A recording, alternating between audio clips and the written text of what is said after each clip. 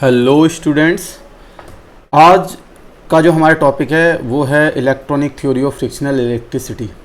यहाँ पे जो हम पढ़ने वाले हैं वो ये है कि फ्रिक्शन की वजह से जो है बॉडी जो चार्ज क्यों हो जाती है, इसका हमें कॉज पता करना है कि ऐसा क्यों होता है कि दो चीज़ को रब करने से बॉडी पे चार्ज क्यों आ जाता है। ठीक है, तो इसको समझने से पहले मैं आपको पहले एक दो चीज़ें बताना चाहता हूँ। ठीक है, उसके बाद ये चीज़ टॉपिक जो है आपको ईजीली समझ में आ जाएगा। ठीक है, तो पहले तो आपको समझना पड़ेगा कि फ्रिक्शनल इलेक्ट्रिसिटी होती क्या है। ठीक है, और ठीक है, उससे भी पहले आपको समझना पड़ेगा इलेक्ट्रिसिटी क्या है। ठीक है, तो बेटा जब जो है हम किसी चीज़ को रब करते हैं, ठीक है, रब करते हैं, जैसे हमने लिया एक कॉम्ब लिया और उसको बालों पर रब किया और फिर हमने क्या करा, उस कॉम्ब को स्मॉल पीस ऑफ पेपर के पास लेके आए, तो हमने देखा कि वो जो है स्मॉल पीस ऑफ पेपर को अट्रैक्ट करने लगता है।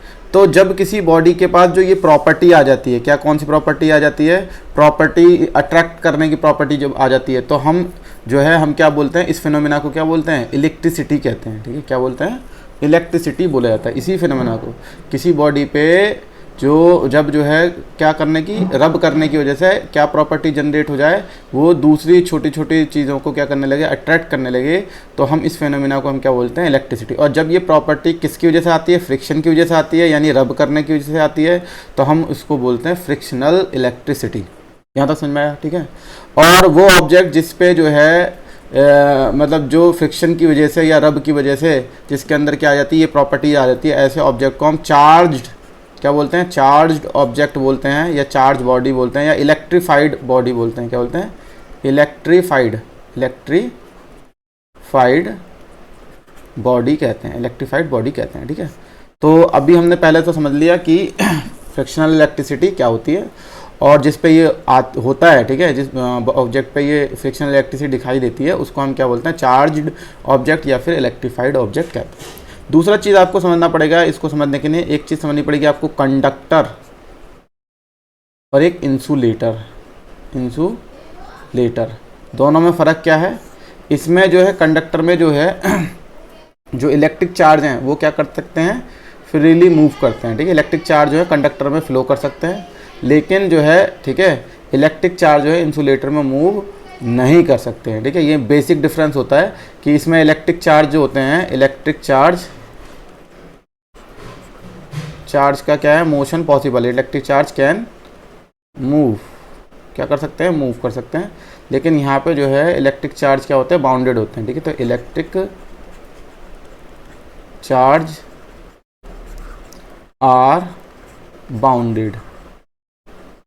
ठीक है, आपको एक चीज़ ये समझ में आनी चाहिए। ठीक है, अच्छा अब चलो, अब हम अपने इस पे आते हैं कि जो है फ्रिक्शन करने पे बॉडी चार्ज क्यों हो जाती है। ठीक है, अब इसको समझने के लिए एक चीज़ और समझ लीजिए बस खाली, कि जो है कोई भी बॉडी जो है वो किससे मिलके बनी हुई है, एटम से मिलके बनी हुई है, और एटम्स का जो है बीच में क्या होता है, न्यूक्लियस होता है, जिसमें प्रोटॉन और न्यूट्रॉन रहता है, और इसके चारों तरफ क्या करते हैं, इलेक्ट्रॉन रिवॉल्व करते हैं, इलेक्ट्रॉन क्या करते हैं, इसके चारों तरफ रिवॉल्व करते हैं। ठीक है, तो ये कुछ इस तरीके से होता है। ठीक है, इलेक्ट्रॉन जो है जैसे पहले ऑर्बिट में 2 इलेक्ट्रॉन, उसके बाद वाली में 8, इस तरीके से मैक्सिमम 8 इलेक्ट्रॉन, इस तरीके से क्या होता है, तुम्हारा अरेंजमेंट होता है किसी भी एटम के अंदर।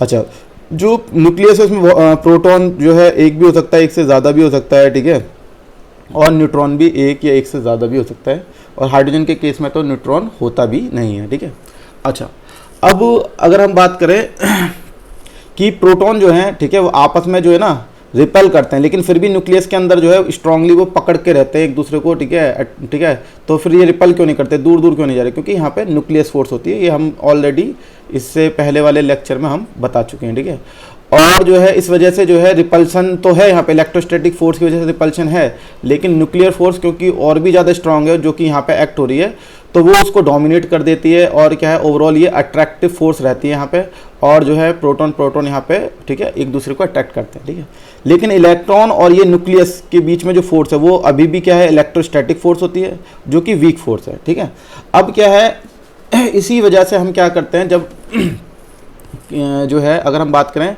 कि यहाँ पे किसका मूवमेंट इजीली है, अगर मैं एटम से बाहर निकालना चाहूँ कि प्रोटॉन बाहर इजीली निकल सकता है या इलेक्ट्रॉन, तो तुम्हारा आंसर होना चाहिए इलेक्ट्रॉन, क्योंकि इलेक्ट्रॉन जो है वो इलेक्ट्रोस्टैटिक फोर्स से बंधा हुआ है, जो कि वीक होती है as compared to nuclear force से। ठीक है, तो इलेक्ट्रॉन को निकालना क्या होता है, आसान होता है। ये समझ में आ गई बात आपको।